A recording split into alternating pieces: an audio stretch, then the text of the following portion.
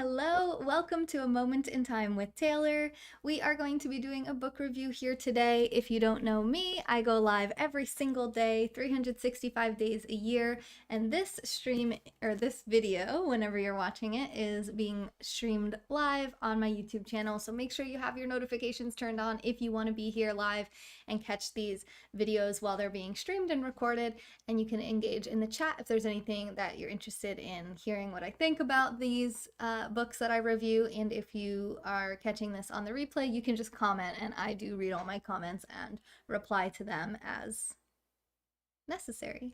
So this is the book that we most recently read. It's called Attached: The New Science of Adult Attachment and How It Can Help You Find and Keep Love by Amir Levine and Rachel S.F. Heller. Just clicking some buttons there. Okay. So notice that it says adult attachment. So a lot of times in psychology, I am a psych major, but I'm just reading this book out of my own curiosity. It was actually recommended to me by a very good friend who always has great book recommendations, one of my best friends, and I really did enjoy it, so I'm glad that he recommended it to me. And I recommend it to you guys as well, although the concepts are pretty straightforward. However, if you're struggling with a relationship that you're in, a romantic relationship, this book might be really helpful in helping you, as I'm not going to dive into the nitty-gritty of all the specific things and tools and resources that you can use if you're struggling with your existing relationship. But I will give you an overview of this book.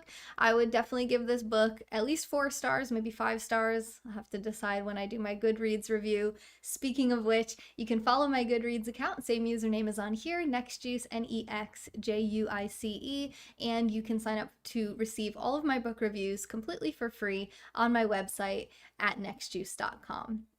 So I will put them in writing as well if you prefer to read as opposed to listen and watch, and so on and so forth. Hi, Andy. How you doing? First comment to the broadcast. You also won't have to listen to the interjected chat comments when you're reading it in the email. So whatever you like. Hopefully I can put it in a format that helps you to get the most out of this channel and the most out of the books that I read. I like to say I read books so you don't have to. I read them, I tell you what they're about, and if you want to dive deeper into it, you can get it yourself, but hopefully it saves you a little bit of time when you're deciding what book to read next. So this is a great book, and when we talk about attachment theory in psychology, we're typically talking about children. It's usually taught in like a developmental psychology class where we talk about psychology through the different life stages, and we talk about the level of attachment or the style of attachment between a child and their parents, most importantly, the mother. And there are 3 different attachment styles. There is a secure attachment style, there is an anxious attachment style, and there is an avoidant attachment style. Whoa. What's going on with the coloring here? Maybe if I back up a little bit. I'm not sure. Sorry about that. It's distracting me. Hopefully it's not distracting you too much. So there's 3 different main attachment styles, and this book takes it out of the realm of a child and their parent and really brings it into the world of adult romantic relationships and how your attachment style plays into your romantic relationships as an adult. Hang on one second. That's really bothering me, so I just want to figure out why it's doing that. Is it this? No, it's not that. I think it might be this. Oh Lord. Oh Lord. I don't know exactly what's happening, why it's flickering like that. Is it this shirt? Might be because of like the balance of black and white. So I'm just gonna take this cardigan off so I can focus on what I'm saying and not get distracted by the nonstop changing lights and colors on the screen. All right, so secure, anxious, and avoidant. So what they say is that the vast majority of adults, luckily, do have a secure attachment style. And there is a smaller minority of individuals that have either an anxious attachment style, an avoidant attachment style, or sometimes the combination of the two, anxious avoidant. So, and that's the most rare, is the combination between those two, although that must be very difficult to live with. I can't imagine what that would be like, but we can talk about what the 3 different attachment styles mean. And a quick caveat about childhood to adulthood, they have found that your attachment style as a child does tie in and has some level of connection and correlation to your attachment style as an adult, but it is not the end all be all. So if you didn't have a secure attachment style with your parents growing up, that doesn't mean that you can't develop a secure attachment style. And unfortunately, the inverse is true as well. So if you did grow up with a secure attachment with your parents, you can still develop an anxious or an avoidant attachment style, typically and most often influenced by your romantic relationships, and your experiences in your romantic relationships can mold and change your future experiences and your current attachment style. So a secure attachment style, we'll start with that one since it's the one that most people identify with. And I will say, in this book on page 50, let's say 51, they have a questionnaire where you can determine your partner's attachment style. And I meant to start with this one. Sorry, I did it backwards because I didn't put a pin on this one. Let me fold it so I don't forget in the future. On page 40, they have a questionnaire so you can determine your own attachment style. So if you're single, you would just do the one for yourself. And if you are not, you can use the one for determining your partner's attachment style. Or, like I did with my partner, you can just take the questionnaire together and compare. And it was actually a really great exercise in communication with us and just kind of getting to know each other a little bit better, even though we've been together for years. So I love stuff like this that helps bring my relationship deeper and closer together and helps me to notice areas where I can improve and help me to communicate anything that I may need from my partner. Although, for my personal experience reading this book, repeatedly over and over while reading the book and even since reading it, I have just noticed how abundantly secure my partner is and how much that benefits me. So when I took that questionnaire, I came out mostly secure, but not too far below that was the score for the anxious attachment style. So let's talk about secure attachment style first. Someone who's secure is someone who's not going to struggle with jealousy issues. They're not struggling with being non-committal. They know that they are worthy of love and they are willing to give love to another person. They consider the other person's well-being. They also expect the other person to consider their well-being. They're very clear on what their romantic and intimacy needs are. They can communicate them effectively, and they expect their needs to be met. They can also identify if they're starting to date someone who's not able to meet their needs and very quickly remove themselves from that situation. And they can also pick up on what their partner's needs and desires are and provide to them as well. So it's basically like the ideal partner. And nobody's 100% perfect all the time. Everyone has their moments where they kind of falter on their communication or something else that I just listed, but that's the general description of someone with a secure attachment style. Hi, Dave. Yes, it is. So the second attachment style we'll talk about is the anxious attachment style. So this is somebody who is really likes closeness and intimacy with their partner. They really desire a close bond with their partner.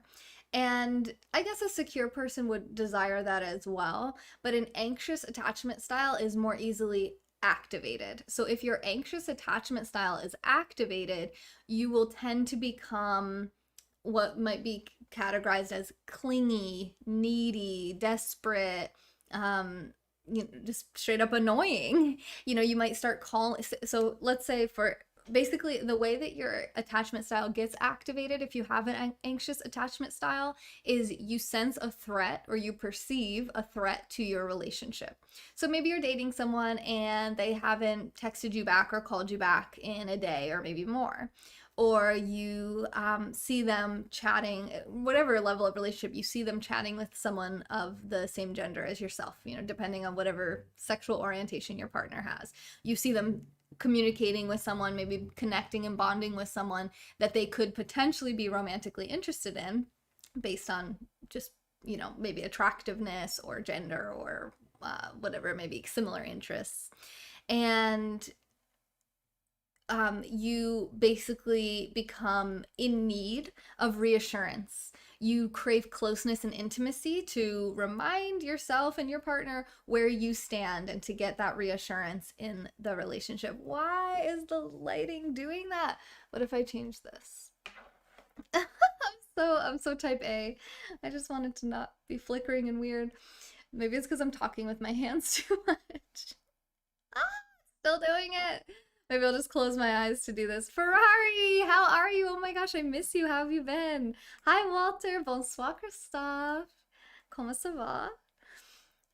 So if your attachment style is activated, then you need that reassurance, that closeness, that intimacy in order to be calm again and go back to a calm state, which people with anxious and avoidant attachment styles are perfectly capable of being calm and not activated nor deactivated.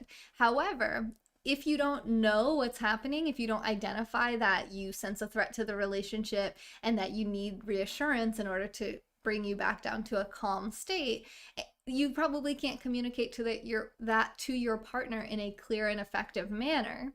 And then even if you can, let's say you have good self-awareness, you don't let your emotions get in the way, you're able to calmly and clearly communicate to your partner what's going on with you and what you need. And then it's up to your partner.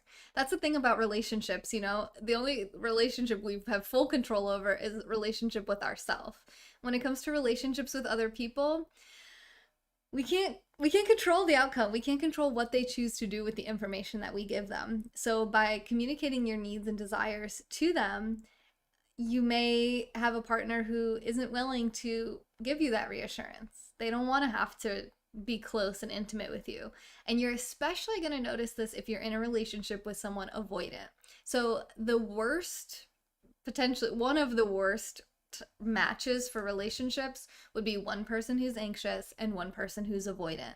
That means one person craves a lot of intimacy and may need higher levels of reassurance, and the other person can't stand that, and it really bothers them to a way different level than it would a secure person. So I want to take a moment here to tell everyone the best person to be in a relationship with, if you haven't figured it out yet, is someone with a secure attachment style.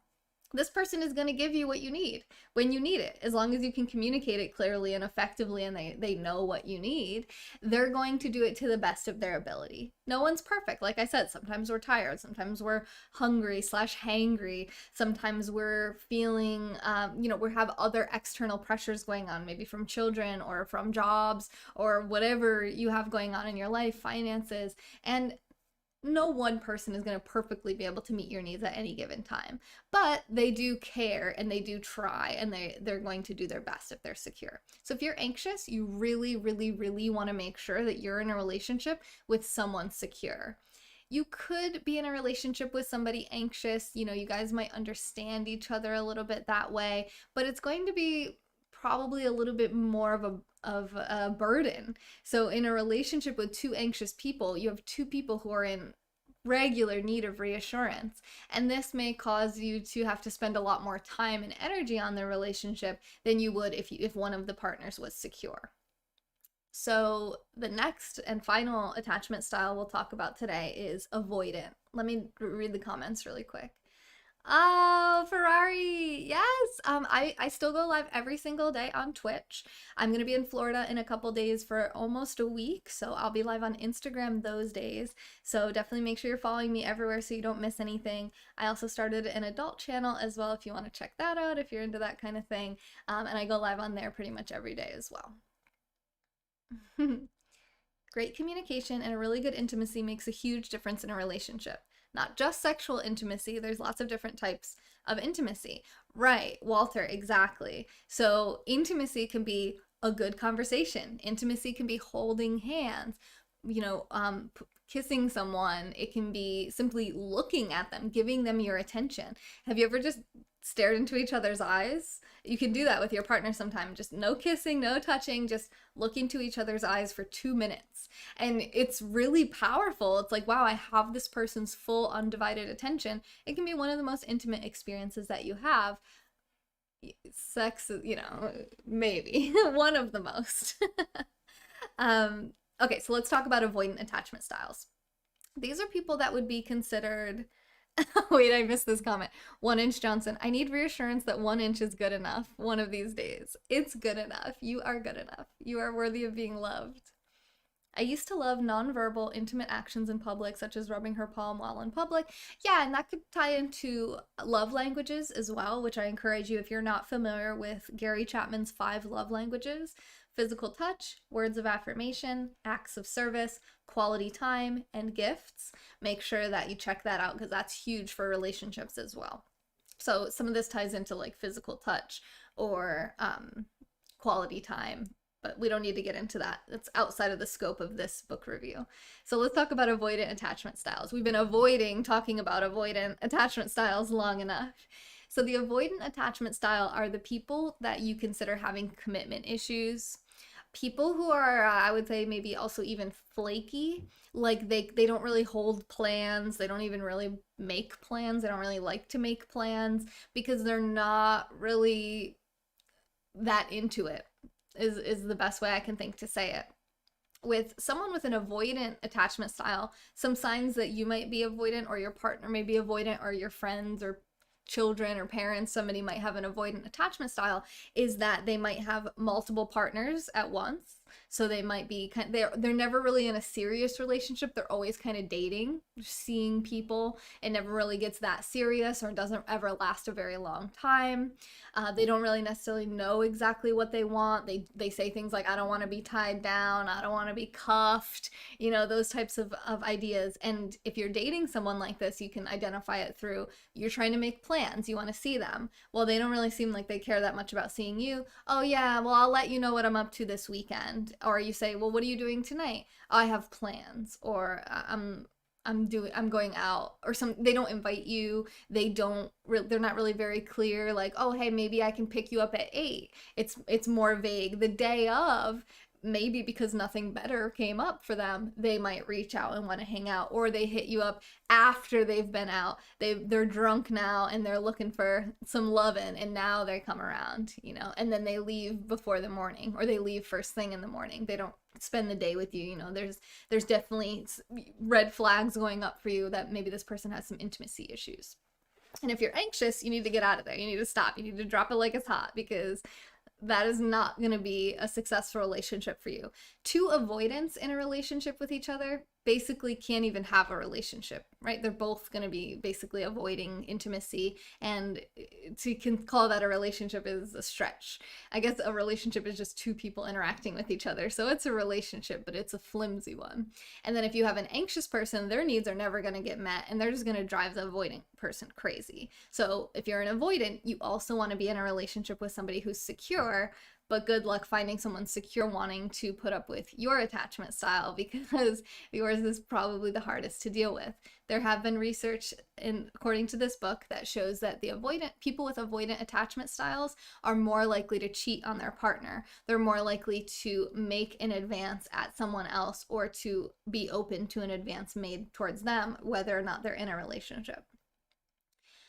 There was a couple other things I wanted to say about it. Oh, so with avoidant attachment styles, it's the opposite, where with an anxious attachment style, it gets activated by a threat to the relationship. An avoidant attachment style gets deactivated by closeness and by intimacy. So as they sense that someone's getting closer to them, that puts up a panic for them and causes them to disengage, and to, even if they want to have sex, it's like they're just focused on the act. Maybe they don't want to kiss during it, or they don't want to look into your eyes during it, even if you express that's something that you would like. Perhaps they roll over to the other side of the bed, or they don't even sleep in the same bed as you, or they don't even spend the night. They insist on having 2 separate homes, one for them, one for you. They don't want to travel together. There's so many ways in which they try to keep that distance and keep you at arm's length. And anytime it feels like you're getting closer, it pushes them away. Whereas with an anxious person, if they sense that you're moving away, it makes them want to pull in closer and pull you back and say, oh, where are you going? Where are you going? Whereas the avoidant says, oh God, like, why are you so available? Why are you so here in my face? Like, I want to get away from you. Now, don't confuse this with like someone who's introverted. Everybody needs some time to themselves, whether you're introverted or not. We all benefit from having a little bit of alone time and having a little bit of space. You want to have some personal space regardless of your attachment style. And I actually, going back to the love languages, I've heard the concept that there's a sixth love language, and that is space. Knowing when to give your partner some space. Maybe you just had an argument, and rather than just harping on it and trying to stay on it, give each other some space to cool down and think about what you want to say before you just jump at each other's throats. So space can be really important regardless of attachment style, and I think that's important to note as well. What adult channel? Oh, OnlyFans. Hi, Reed. How are you? Hi, Nelson. How are you doing? Yeah. Well, Christophe is from France and he speaks French, so even if I speak slowly, he doesn't really know what I'm saying usually. And like he said, he just wants to look at me anyway, so I guess he's doing just fine where he's at. So those are the three forms of attachment styles. They talk about how to navigate relationships with all of the different attachment styles, what we can learn from people with secure attachment styles, who it's best to date, which it's always secure. Oh, another interesting thing. When you are dating, so if you're on dating apps or wherever you are, you're most likely to find avoidant attachment styles because people with avoidant attachment styles are single the most often. People with secure attachment styles get snapped up off of the market and stay off of the market for they get snapped off quick and they stay off for a long time. They're more likely to have serious relationships that last a long time. They know how to find what they're looking for. They know what they're looking for. They can communicate it clearly and they can identify if the person that they're dating is someone who can meet their needs and or not, and then they move on. They find someone. So they find people quickly and then they stay with them for a long time. So the people you're going to find most often are people with avoidant attachment styles because they're always dating and they're always available and they're always, out there to date. So just keep an eye out for that. Look for the red flags, the warnings that this person isn't interested in commitment, and maybe you're not either. Maybe you're avoidant as well, or that's just simply not what you're looking for. Maybe you're on the rebound. I don't know. I'm not here to judge you or say one attachment style is better than the other. Although, okay, I am. I'm saying secure is the best. And you can work towards that. Now, if you've been in a relationship with somebody that maybe cheated on you or lied to you or told you certain things or treated you a certain way, that can actually mold and shape and change your attachment style. So it's important to take some time to think about who do you want to be in your relationships and how can you best do that. How can you communicate as clearly and effectively as possible? How can you identify when you're activating or deactivating your attachment style, and what kinds of things can you do to bring yourself back to a more secure place? And how can you work towards becoming more secure? So if you find yourself with a really great partner and you just keep pushing them away, pushing them and pushing them away, maybe try writing a list of all the great things that you love about them and what you really want and why you want those things. Something objective that you can say, okay, let me not let my emotions get in the way, because avoidants have a lot of emotions that get in their way as well. We all have emotions, but when your attachment style is activated or deactivated, there's a lot of emotion involved, and it can prevent you from being able to communicate clearly and effectively to tell the person, hey, I just need a little bit of space. I still love you. I still want to be in a relationship with you. I don't want anybody else. I just need a little bit of time to myself because I'm somebody who really values my alone time. Being able to say that is going to be huge in your relationship so that the person knows who they're dealing with. The quicker you can suss this out and explain this in the dating relationship, the better, because some people aren't going to want to deal with that. And some people, if you're anxious, you might want to say, I have this tendency to get, you can even say, well, I had some bad experiences in previous relationships. I've been lied to, I've been cheated on, I've been, left, I've been ghosted. And I have this like I get nervous that it's happening again. So it really helps if you can send me a text each day or just check in and give me a call every day. I expect to hear from the person that I'm dating each day. We don't have to see each other every single day, but at least we can communicate a little bit each day just so I know we're still on the same page. That'll really help to keep me from acting really clingy or crazy, which I can have a tendency to do if I think the person's not that into it and I'm trying to make it work.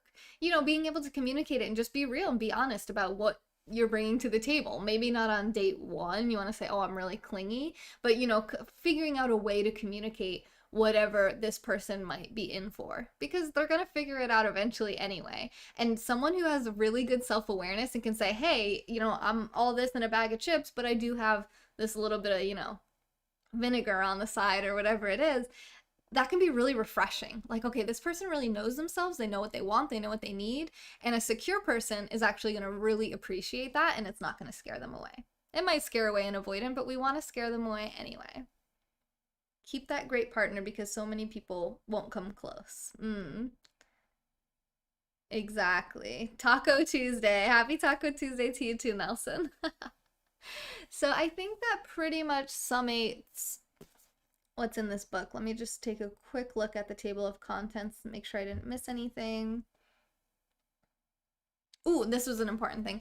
Thinking of the word dependency. So especially in the Western world and in America in particular, which is the only place I've ever lived, so I don't know what it's like other places, but the word dependent and independent are very powerful. And we really idolize independence and we really demonize dependence. And I think that's for good reason. It's important to be able to be self-reliant. You're an adult, you should be able to take care of yourself. You don't want to be entirely fully dependent on another person because that's a huge burden on them, and you're an adult, not a child, if you don't have like profound disabilities or something, mental or otherwise, physical.